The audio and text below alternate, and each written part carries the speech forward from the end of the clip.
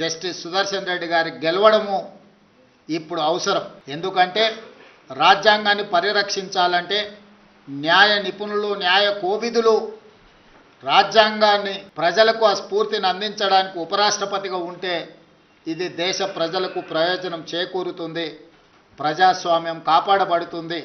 అందుకే ప్రజాస్వామ్యాన్ని పరిరక్షించడానికి రాజకీయాలకు అతీతంగా మనందరం ఏకమై జస్టిస్ సుదర్శన్ రెడ్డి గారిని గెలిపించాల్సిన అవసరం ఉంది. జస్టిస్ సుదర్శన్ రెడ్డి కాంగ్రెస్ పార్టీ ప్రతినిధి కాదు, కాంగ్రెస్ పార్టీ సభ్యుడు కాదు, కాంగ్రెస్ పార్టీ ఒకటే ప్రతిపాదించిన అభ్యర్థి కాదు. ఇండియా కూటమి ప్రజాస్వామ్యాన్ని పరిరక్షించడానికి న్యాయ నిపుణుడు, న్యాయ కోవిదుడైన జస్టిస్ సుదర్శన్ రెడ్డిని ప్రతిపాదించారు.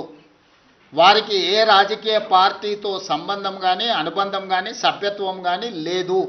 ఈరోజు ఆత్మ ప్రబోధానుసారము రాజ్యాంగాన్ని రక్షించాలి అనుకున్నప్పుడు ఖచ్చితంగా సుదర్శన్ రెడ్డి గారు గెలుస్తారు. ఈరోజు సుదర్శన్ రెడ్డి గారి గెలుపు రాజ్యాంగం పరిరక్షించబడుతుంది. ఎన్డీఏ ఒకవేళ గెలిస్తే రాజ్యాంగాన్ని మార్చడమే కాకుండా రిజర్వేషన్లను కూడా రద్దు చేస్తారు. అది వేగంగా అమలు జరుగుతుంది.